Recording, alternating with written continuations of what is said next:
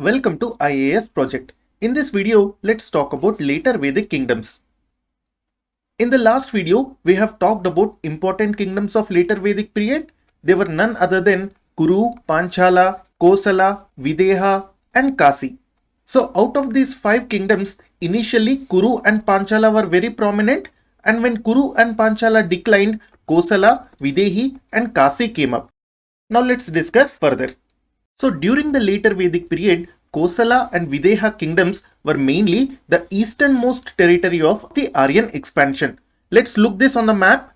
So Kosala and Videha are mostly the easternmost part of the later Vedic period. You can see the later Vedic period in the green color boundary over here. So all this is the territory that was occupied by Aryans during the later Vedic period. And Kosala and Videha are the easternmost kingdoms of later Vedic period Aryans. So by the end of Vedic period, Panchala and Videha were Aryanized. Aryanized means Aryan culture became prominent within these regions. When we say end of the Vedic period, we are mainly talking about 600 BCE. So initially, Kuru and Panchala were located in the Ganga Yamuna Doab, and gradually from 1000 BCE to 600 BCE, Aryans started to move towards east, and by 600 BCE, they established the kingdoms of Panchala and Videha, and these kingdoms were Aryanized. And at the end of Vedic period, the area that was beyond Panchala and Videha towards east was basically an alien territory. Alien territory simply means that these lands were not explored much by Aryan people.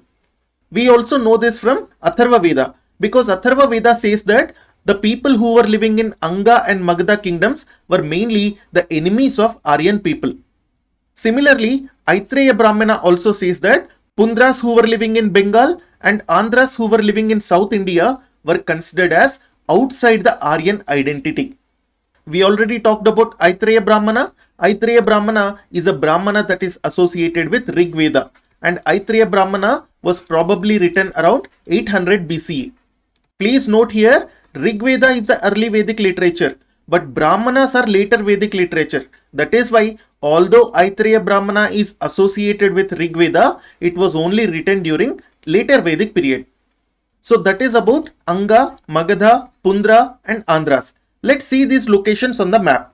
We have already talked about Kosala and Videha, and Magadha is mainly towards the south of Videha.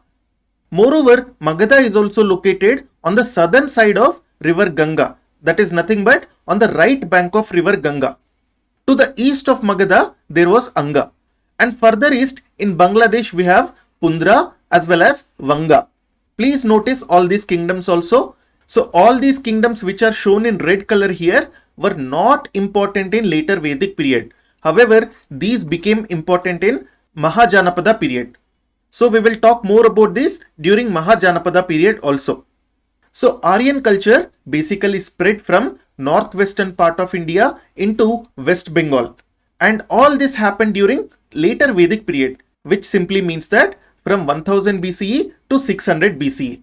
So the later Vedic kingdoms were mainly located in the Gangetic plains, and the regions that are outside Gangetic plains were mostly not influenced by Aryan culture.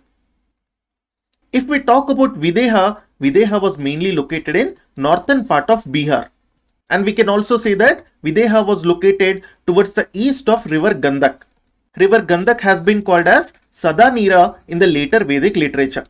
So Videhi kingdom mainly emerged during the end of later Vedic period. However, by the time of Buddha, Videha also declined.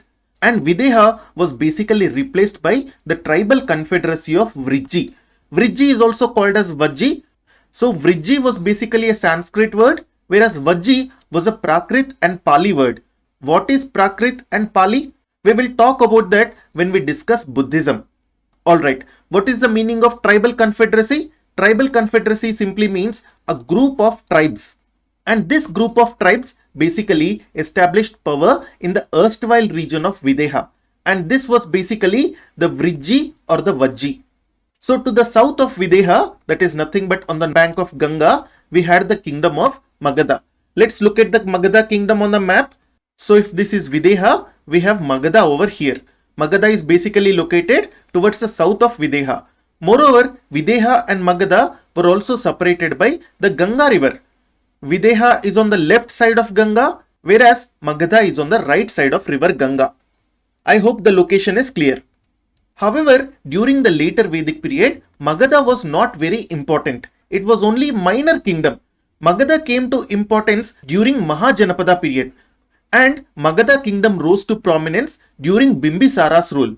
Bimbisara belonged to Haryanka dynasty. So there were many dynasties within Magadha empire. If you want to know a mnemonic to remember the dynasties, I usually remember it like this: Hasina, Masuka. So these are basically the dynasties that ruled over Magadha. Initially it was Haryanka dynasty, and then Sishunaga dynasty, and then Nanda dynasty. After that, Mauryas got the power, then Sungas, and finally Kanvas. So you can remember it as Hasina Masuka. Anyway, we will talk about all this during Mahajanapada period. So Magadha was basically the first great Indian empire, and Magadha rose to prominence during Mahajanapada period. Magadha was not important during later Vedic period. It was basically a minor kingdom or a small kingdom during later Vedic period. Moreover, Magadha was also not wholly Aryanized in the later Vedic period. Not wholly Aryanized means Magadha was not following Vedic rites and it was not following Vedic culture. That is why Aryans did not like the people who were living in Magadha. So the people who were living in Magadha were treated with contempt by Aryans. However, there were also some Aryans within Magadha kingdom, and these Aryans who were living in Magadha kingdom were mainly bands of nomadic and renegade Aryans. We know the word nomadic means wanderers. Renegade means deserters. Please note that this is not the geography desert. Deserter means a person who leaves their own group. So these wanderers and deserter Aryans were there in Magadha kingdom. And such Aryans were called as Vratyas. Please remember this word also. So these Vratyas did not follow Vedic rites and they did not follow Vedic culture. That is why Aryans who were living in Videha did not like these people and they treated these people as enemies. Now let's talk about Anga.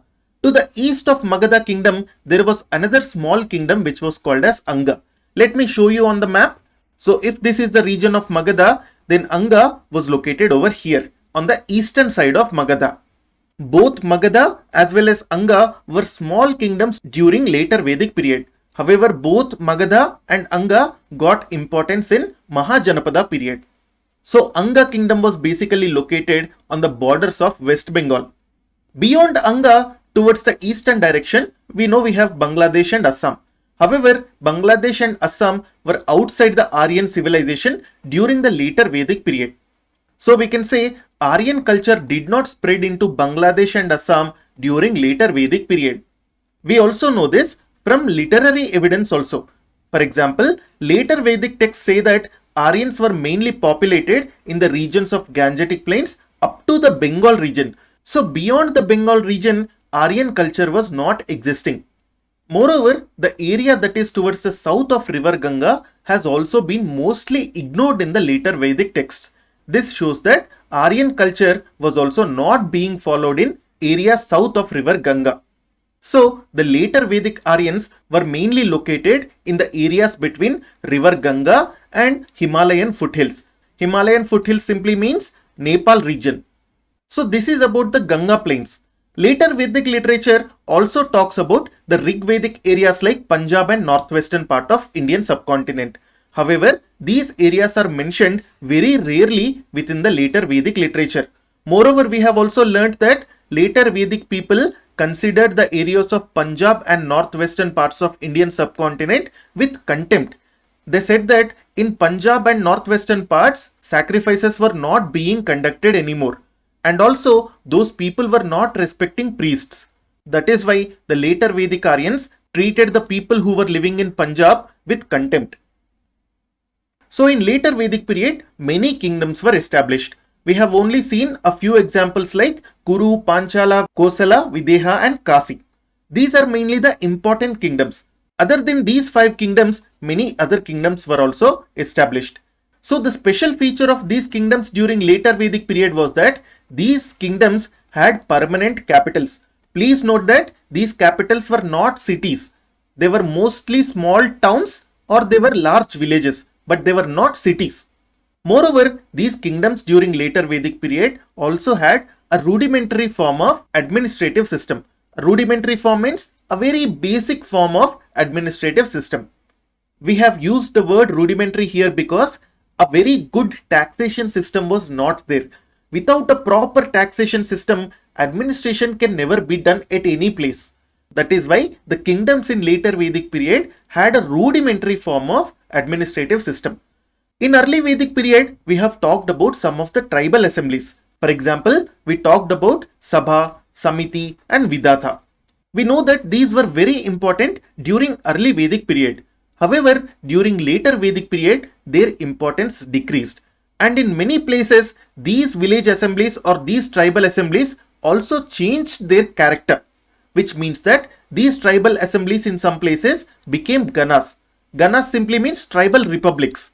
What is the meaning of republic? Republic simply means an elected or nominated president. For example, India is a republic. It means that Indian people elect their president. Please note that the election can be direct or indirect. For example, in the case of India, India is a republic and the president of India is indirectly elected by people because people first elect their representatives. That is nothing but MLAs and MPs. And these MLAs and MPs then elect the president. That is why in the case of India, it is an indirect election by the people of India for the president. So that is why the president of India is elected by the people of India indirectly. However, in the case of USA, USA is also a republic, but the president is directly elected by the people of USA. Alright, let me ask you a general knowledge polity related question. I will give you a list of countries: UK, Canada, Australia, China and Russia. Please let me know in the comment section which of these countries are republics, and if they are not republics, then what are they? Alright, in later Vedic period, territory became very important. We have previously learnt that during early Vedic period, territory was not an important concept, but tribalism was an important concept during early Vedic period. But during later Vedic period, tribalism became less important, whereas territory became very important. Later Vedic literature also has references to Saraswati river. Saraswati river was the most important river during Rig Vedic period. However, later Vedic literature also talks about Saraswati river. Saraswati river is also known as Drishadvati river. Please remember this fact. Also, in Rig Veda, Saraswati river has been called as Nadi Tarna. Saraswati river was the most important river from the point of view of Rig Vedic Aryans. And Saraswati river also remained important in later Vedic period also. So, when Aryans came into Upper Ganga Valley, they encountered Munda speaking people. Munda is basically a group of languages. Munda is also a tribe in India. So, the later Vedic Aryans came face to face with Munda speaking people. And there was some kind of interaction between these Munda speaking people and Aryans. Mostly this kind of interaction was a battle or a war, where Aryans used iron weapons and chariots and they defeated these Munda speaking people. However, interestingly, what happened was these Aryans also learned some Munda words. That is why Vedas also contain some Munda words. This is very, very important. So, the Vedas are mainly written in Vedic Sanskrit.